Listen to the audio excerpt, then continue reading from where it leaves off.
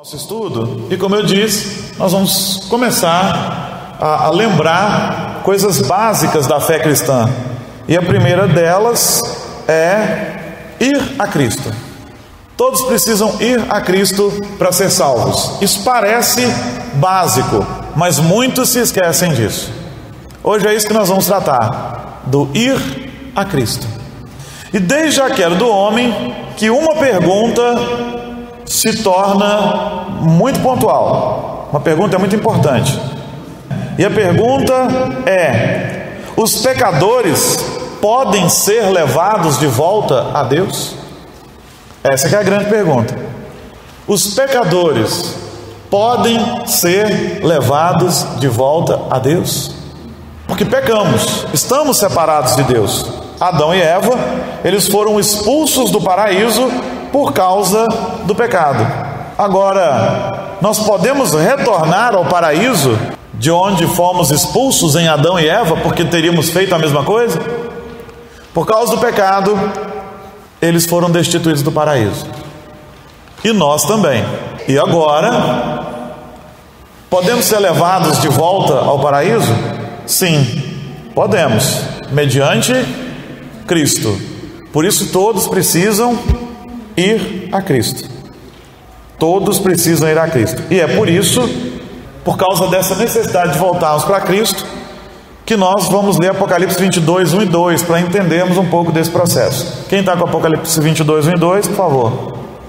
Então me mostrou o rio da água da vida, brilhante como cristal, que sai do trono de Deus e do Cordeiro. No meio de sua praça, de uma e outra margem do rio, está a árvore da vida, que produz 12 frutos, dando seu fruto de mês em mês, e as folhas da árvore são para a cura dos povos.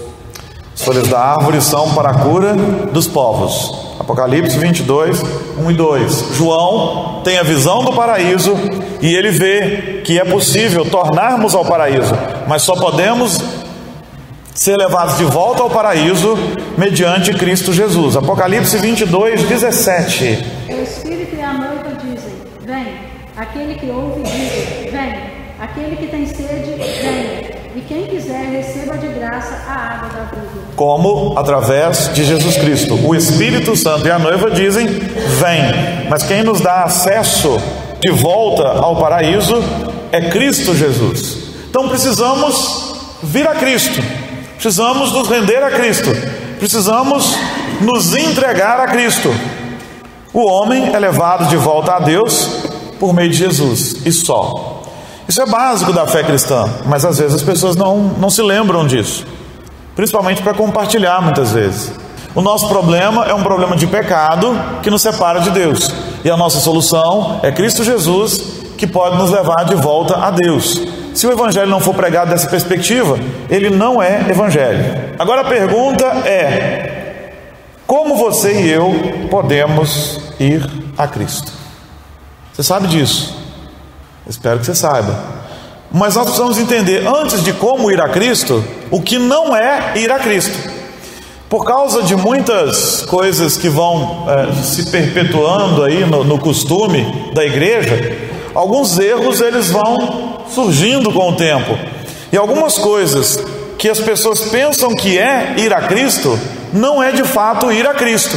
Por exemplo, tomar uma decisão por Cristo por força própria. Eu crerei em Cristo. Isso não é ir a Cristo. Por quê? Porque um dos pontos importantes para quem é salvo é saber que Cristo é que me alcança. Todo o meu orgulho ele é quebrado quando eu sou um verdadeiro cristão. Eu tomo uma decisão, naquele momento posso não estar sabendo o que está acontecendo, mas a verdade é que Cristo me impulsiona a isso. Outro ponto que é muito criticado é alguém ensinar ou passar a ideia de que o levantar a mão no meio de uma oração silenciosa é vir a Cristo.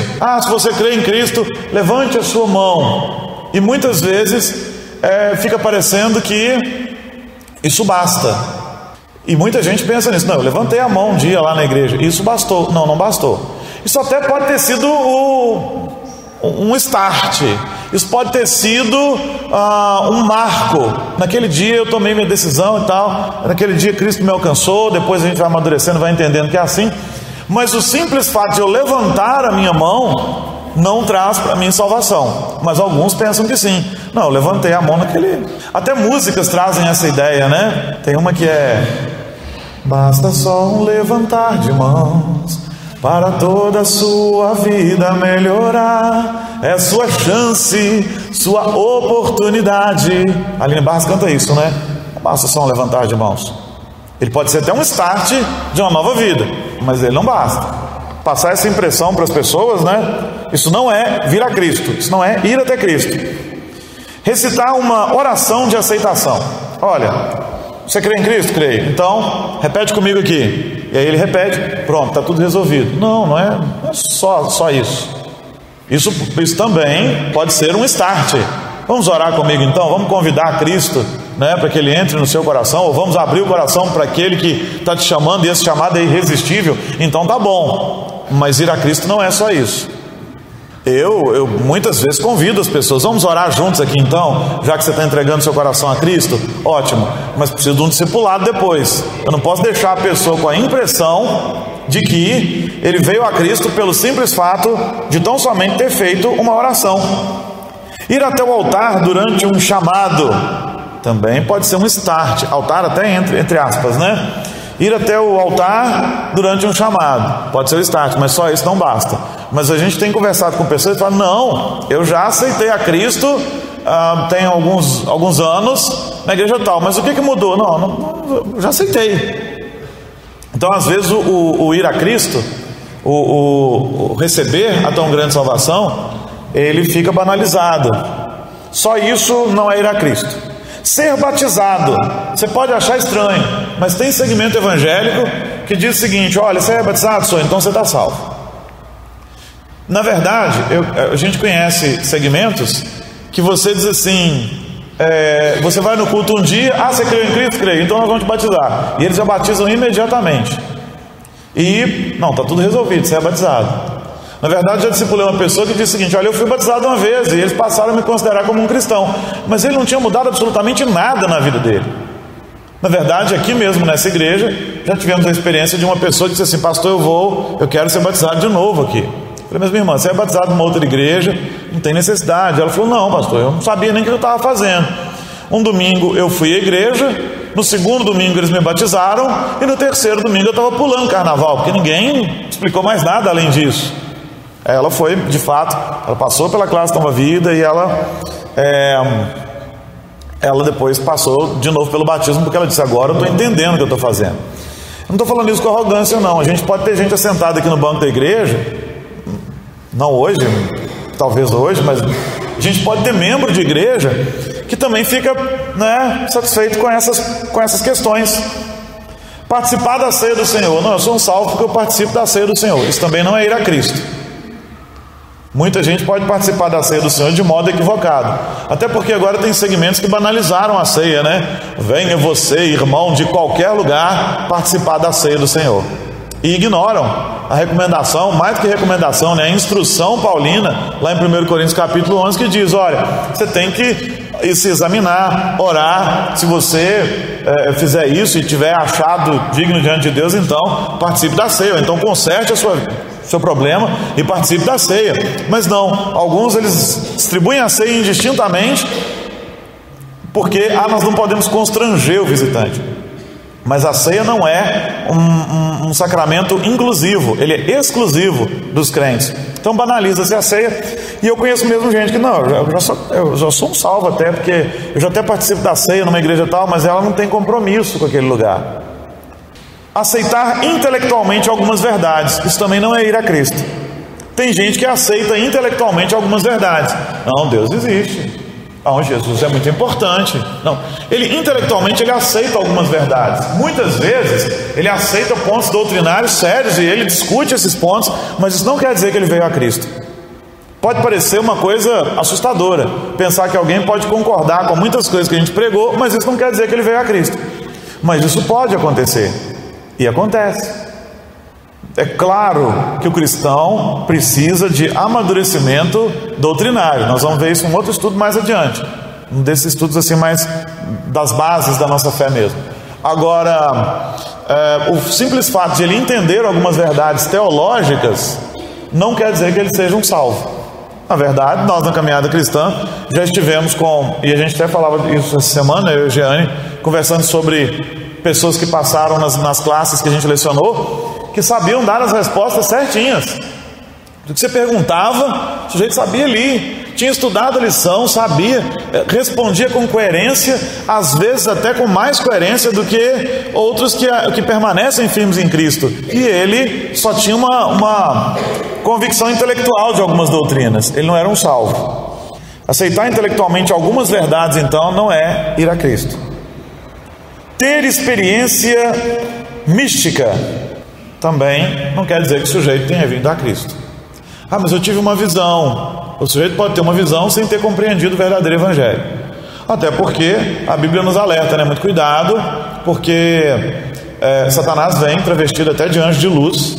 Se você quiser ver anjo de luz, ele pode vir como anjo de luz e tal. Não estou dizendo que você não possa ter alguma experiência com o Senhor que seja maravilhosa.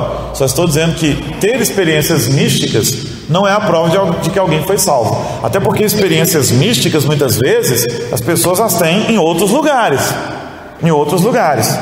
Ver milagres ou até ser alvo de um milagre também não é indício de que o sujeito foi a Cristo. Há muitas pessoas que foram alvos de milagres maravilhosos do Senhor e que simplesmente ignoram ou ignoraram o Senhor. Então, essas coisas não são a garantia de que alguém está em Cristo.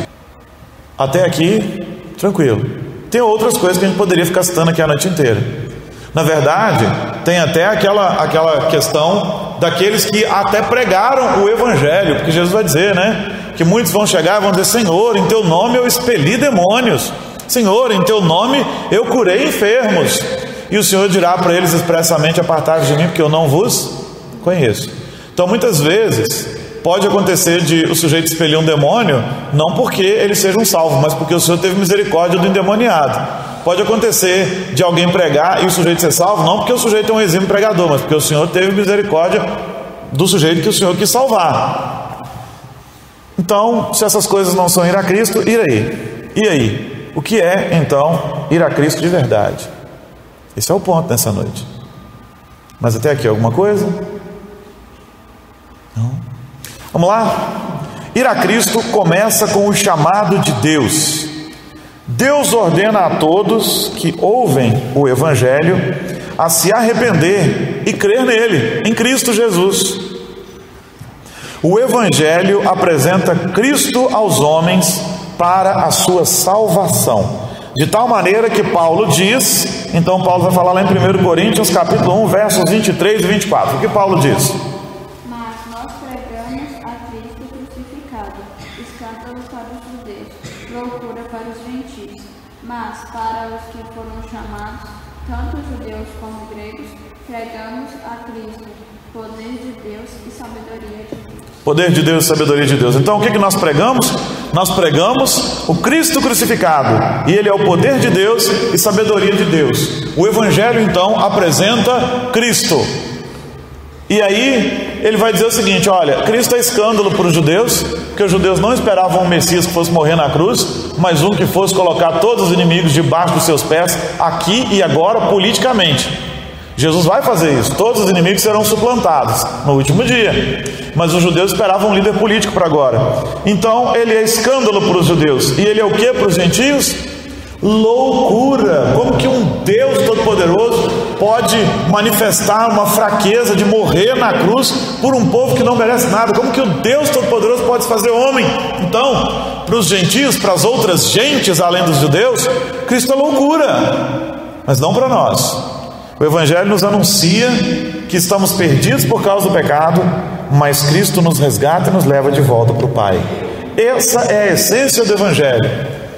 Saber que somos feitos para a glória de Cristo e que Ele, Cristo, nos resgata da nossa condição em que vivíamos, condição pecaminosa. Não é uma mensagem de todo agradável para esse mundo, mas o Evangelho tem que passar por aqui, porque não existe Evangelho sem arrependimento. Não existe, na verdade, pregação eficaz do Evangelho sem arrependimento.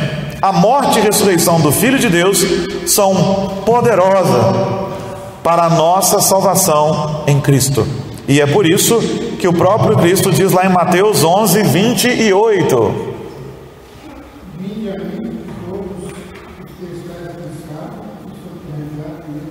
Vinde a mim todos os que estáis cansados e sobrecarregados, eu vos aliviarei. Não falei que você sabia? Então a morte e a ressurreição de Cristo, do Filho de Deus, elas são poderosas, tanto a morte como a ressurreição, para a nossa salvação.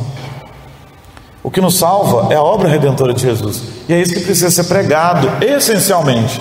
Às vezes as pessoas falam, não, vem para a igreja porque a igreja é legal. A igreja tem que ser legal mesmo, né? A igreja tem que ser simpática. Não, vem para a igreja porque o ambiente é bom. O ambiente tem que ser bom mesmo. A igreja, a gente tem que ser, né? Vem para a igreja, mas na verdade vem para Cristo, porque Ele é quem trata os nossos problemas mais íntimos. Ele nos leva ao arrependimento e Ele nos leva de volta para o Pai. E Ele faz isso através da sua morte e da sua ressurreição. Nós devíamos ter morrido, mas Ele nos salvou. Ele nos salvou. Quando alguém se recusa a ir a Ele, toda a culpa recai sobre o pecador. Então, quando alguém nega a Cristo, a culpa não é de Cristo, a culpa é da própria pessoa. Por isso, o próprio Jesus diz lá em João 5,40. E o que ele diz lá? Contudo, não quereis vir a mim para teres vida. Jesus está dizendo, vocês é que não querem vir a mim para ter vida. Eu estou aqui, eu fiz a minha obra e vocês estão ouvindo o chamado eficaz. Mas a culpa de não vir a mim é de vocês mesmos. É o que Jesus está dizendo. Tem soberania de Deus implicada nisso? Tem sim, mas nós somos responsáveis pelas decisões que nós tomamos. Deus faz um chamado universal. O Evangelho deve ser pregado a todas as nações. E Ele faz mais. Ele faz um chamado específico, eficaz e irresistível a um indivíduo específico para que ele venha a Cristo. Então existe um chamado que é universal, é o chamado da pregação do Evangelho para todos, mas existe esse chamado que é pessoal, que alcança o nosso coração como flecha e nós não podemos resistir a ele. João 6,37.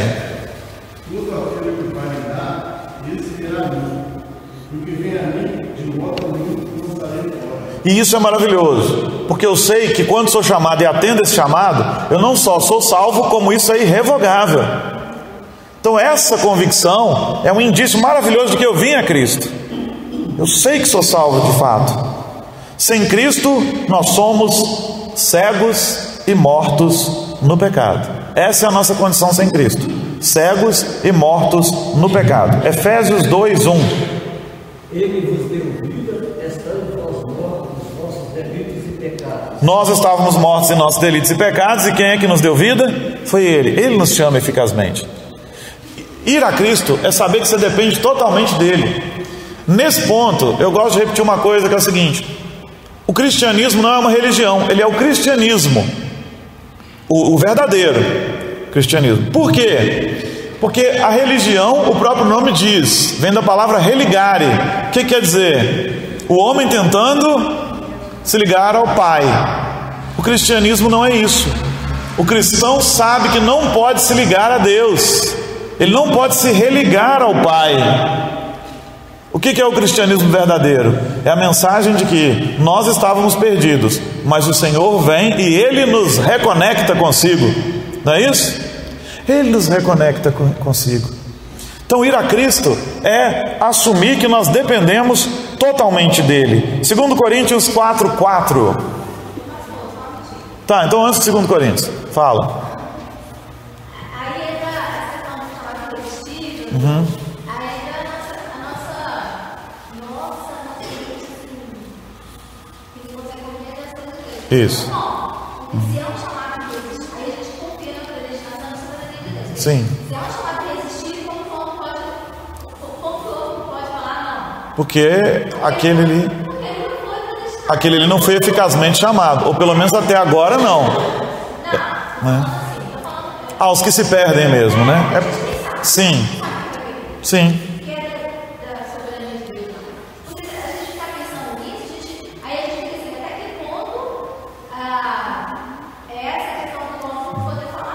Sim.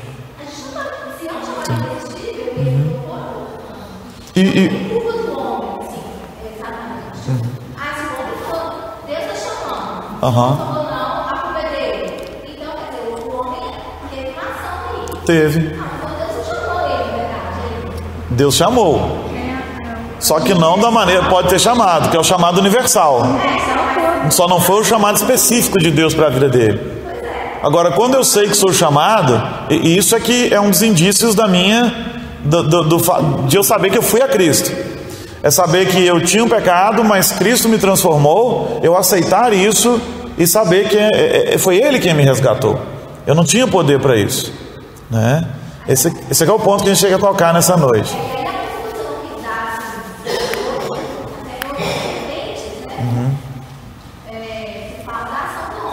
Sim.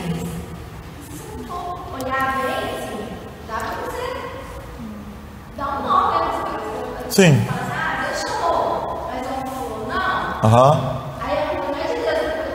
Não, Deus chamou universalmente. Aí todo, né, foi chamado geral, mas eu entendi o que você está falando. E aí o homem disse não. Por quê? Porque ele não foi alvo daquele chamado individual e eficaz do Senhor. Isso. Exatamente isso. Porque, segundo as Escrituras, nós andávamos mortos. E aí vem 2 Coríntios 4,4 que vai completar isso. Vamos lá?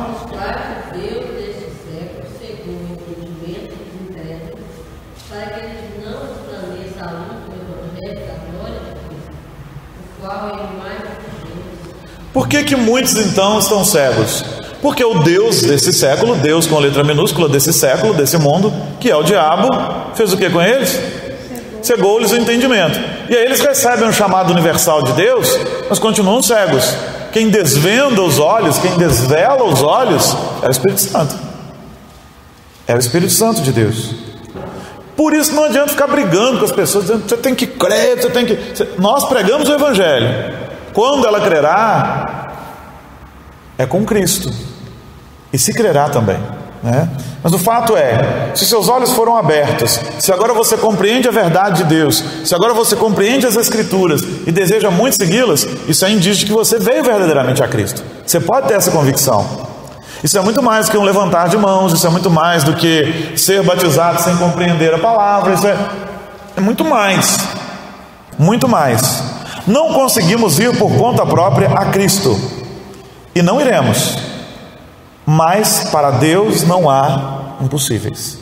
A ação é dele. Mateus 19, 26. Jesus, ficando deles olhar, disse: Isso é impossível aos homens, mas para Deus tudo é possível. E o contexto aqui é de salvação.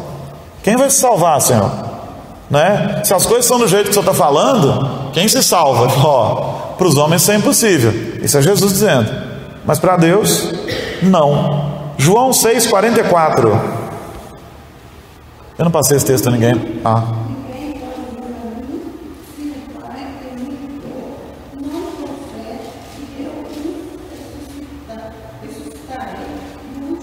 E eu ressuscitarei no último dia ainda. Ninguém pode vir a mim se o Pai que me enviou não trouxer.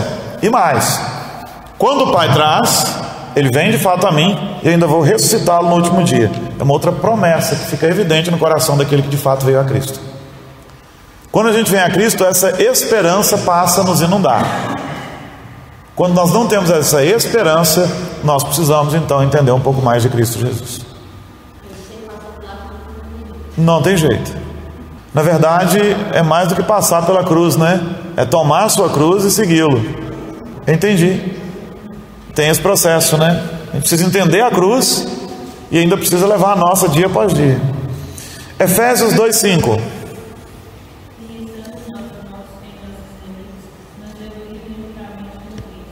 Pela graça sois salvos. É pura graça. E nós sabemos que graça é um favor imerecido. Nós sabemos que graça é Deus não nos dar aquilo que merecemos. Justiça é Deus derramar sobre nós aquilo que merecemos receber, que é a punição e fogo consumidor. Agora, graça é Deus reter o que merecíamos e nos dar aquilo que não merecíamos. É a sua tão grande salvação. Se você se regozija com essa graça, você veio a Cristo. Você veio a Cristo. Até aqui, alguma coisinha ainda? Por que a gente está tocando nesse assunto? Porque é importante. Porque às vezes as pessoas ficam, será que de fato eu creio em Cristo? Querido, você creu, se você crê nessa graça, se você tem a esperança da vida futura, se você de fato teve seus olhos abertos para entender a palavra de Deus. Eu mesmo testemunho muito, que antes de vir para a igreja eu lia muito a Bíblia, eu conhecia muitos textos bíblicos, falo-se muito da nova vida, né? Mas depois que Cristo me alcançou, depois que eu fui a Cristo e Ele me alcançou, eu comecei a ler a Bíblia, eu olhava para determinados textos e falava assim, como que eu era burro que eu não entendia isso? Eu não era burro que eu não entendia isso, eu não tinha iluminação do Espírito Santo. Agora a gente entende. Isso é indício de que você de fato foi a Cristo. Crê nessa tão grande salvação. Vamos a Cristo quando Ele nos atrai para si pela fé no Evangelho que nos é dado pela ação do Espírito Santo. E essa fé exige algumas coisas. O que essa fé salvadora exige? Ela exige primeiro renúncia. Depois ela exige confiança. Depois ela exige apropriação. Vamos entender um pouco melhor essas palavras? Primeiro, renúncia. Quando reconhecemos não ter justiça própria. A fé salvadora nos faz renunciar à nossa justiça, entender que nós não temos justiça própria e confiar em Cristo. Filipenses 3:9.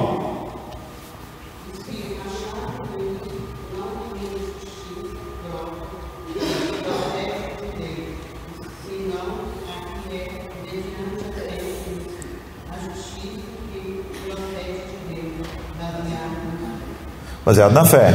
Então nós somos achados nele, nós não temos justiça própria, que procede de lei. Se a gente for tentar ser salvo pela lei, a gente não consegue cumprir a lei. E nós somos salvos mediante a fé em Cristo Jesus. E da justiça que procede de Deus em Cristo Jesus. Então a fé exige de nós renúncia. Nós renunciamos a nossos esforços de nos salvar. Essa é a fé salvadora e ela exige isso de nós.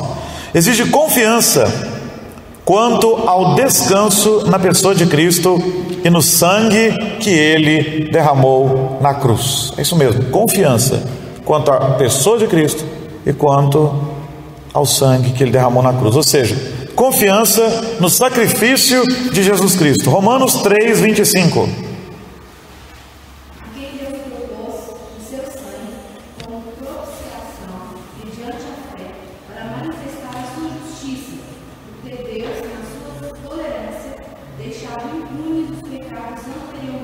Anteriormente cometidos. Então nós confiamos no sacrifício de Jesus. Agora eu não confio mais nas minhas forças. Eu vou ser salvo porque eu faço boas obras, porque eu sou legal, porque eu sou gente boa, porque eu visito preso, porque eu visito asilo. Não. Você é salvo pelo sacrifício de Cristo. Você não pode fazer nada para se salvar. Isso é confiança. Agora, depois que você é salvo, a resposta de gratidão é fazer boas coisas, sim.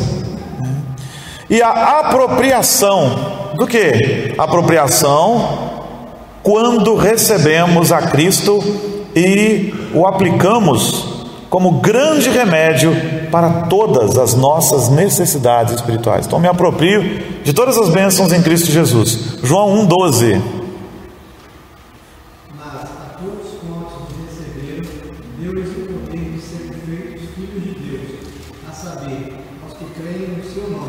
Então nós nos apropriamos disso. Nós nos tornamos filhos de Deus, herdeiros das promessas, co-herdeiros com Cristo. Cristo é o Filho por geração e nós somos filhos por adoção. Mas a fé salvadora nos leva a confiar nisso. Se você veio a Cristo, você pode confiar nisso. Se você confia nisso, você veio a Cristo. Só podemos ir a Cristo para que Ele nos salve do pecado, se nos reconhecermos como pecadores, como violadores da lei que merecem o julgamento. Só assim nós podemos ir a Cristo. Então, quando o Evangelho não fala isso para as pessoas, olha, vem a Cristo, porque você precisa dele para resolver seu problema de pecado, não é Evangelho. Quando as pessoas só pregam assim, olha, vem a Cristo, você vai prosperar. Vem a Cristo, você vai comprar seu carro. Vem a Cristo, você vai fazer isso ou aquilo. Isso não é o Evangelho. Isso não leva as pessoas a Cristo.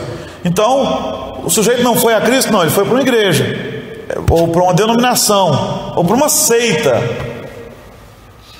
Venha para a nossa seita que você vai ter garantido um novo céu e nova terra, que você vai ter garantido a salvação. Isso não é o verdadeiro Evangelho, ele não resolve o problema de pecado. Na verdade, o Evangelho diz que somos pecadores, estamos separados de Deus, merecemos toda a punição, o inferno. Mas Cristo veio e morreu por nós, e se nós aceitamos isso, se nós cremos em Cristo Jesus, Ele é quem nos garante a eternidade. Romanos 3, 19 e 20.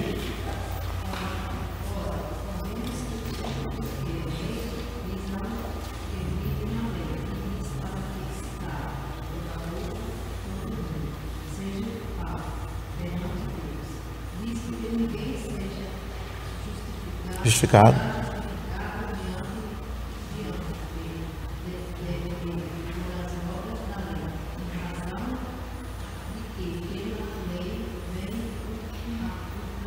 Conhecimento do pecado.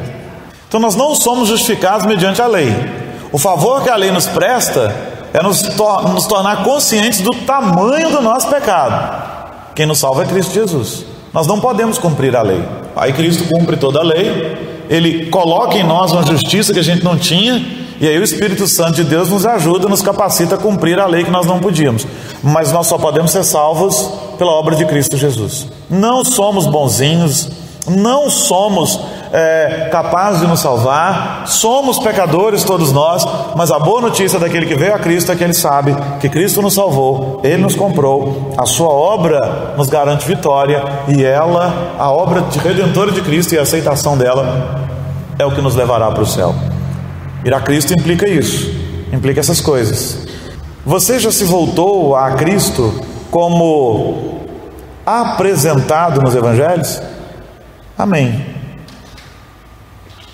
Como sua única esperança de salvação, você se voltou para Cristo assim, como apresentado nos Evangelhos, como sua única esperança de salvação? Isso é um sinal seguro de que você veio a Cristo.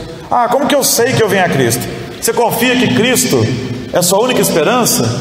Então você veio a Cristo. Sem o Espírito Santo, ninguém pode vir a Cristo. Só através da ação maravilhosa do Espírito Santo. 1 Coríntios 12, 3. É a chuva. Por isso,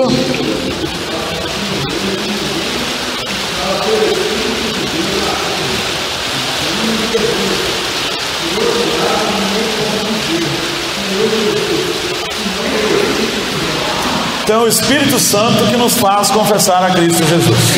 É o Espírito Santo quem efetua em nós essa tão grande salvação. O Espírito da vida, e a carne não tem proveito nenhum. Então o crente sabe disso. O Espírito da vida, a carne no sentido de desejo pecaminoso, não de carne física, tá bom? E aí João 6,63 diz o que?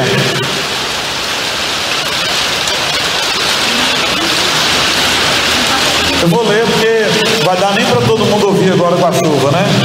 João 6,63 diz: o Espírito é o que vivifica, a carne para nada aproveita. As palavras que eu vos tenho dito são Espírito e são vida. É o Espírito Santo que aplica em nós a salvação. Se você crê que o Espírito Santo age na sua vida, você veio a Cristo. Se você entendeu que era um pecador, mas Cristo te transformou, então você veio a Cristo. Você foi transformado por Ele.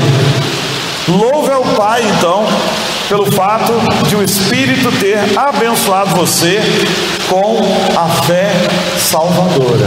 Entenda isso. Quando você pensa que você é capaz de se salvar, você tem um grande problema. Mas quando você tem a convicção de que Cristo te alcançou, te transformou, você era um pecador, mas agora você está perdoado, sim, você veio a Cristo. E que Deus nos abençoe, que essa convicção nos enche sempre. E que a gente saiba compartilhar essa verdade para as outras pessoas que ainda não entenderam o que Cristo Jesus fez por nós. Que a gente possa convidar as pessoas, venham a Cristo, com a certeza de que virão. O Espírito Santo, Ele separará aqueles que o Senhor chamou. Então que a gente pregue com entusiasmo e que a graça de Deus esteja sobre nós. Amém? Amém. Essa é só uma primeira série de vários estudos. Nós ainda vamos falar sobre santificação, crescimento na graça, adoração, como vencer o orgulho, como viver alegre num mundo de más notícias. Tem uma série de estudos que são assim basilares da fé cristã que eu pretendo compartilhar com os irmãos. A fonte é a Bíblia de Estudo Herança Reformada, uma Bíblia muito interessante que foi lançada esses dias, que tem alguns recursos muito bons, né? E eu espero que a gente seja muito edificado, relembrando coisas básicas do cristianismo, mas que às vezes a gente pode vir a esquecer. E às vezes a gente tem que ser relembrado mesmo de algumas verdades, tá bom? Que Deus nos abençoe então.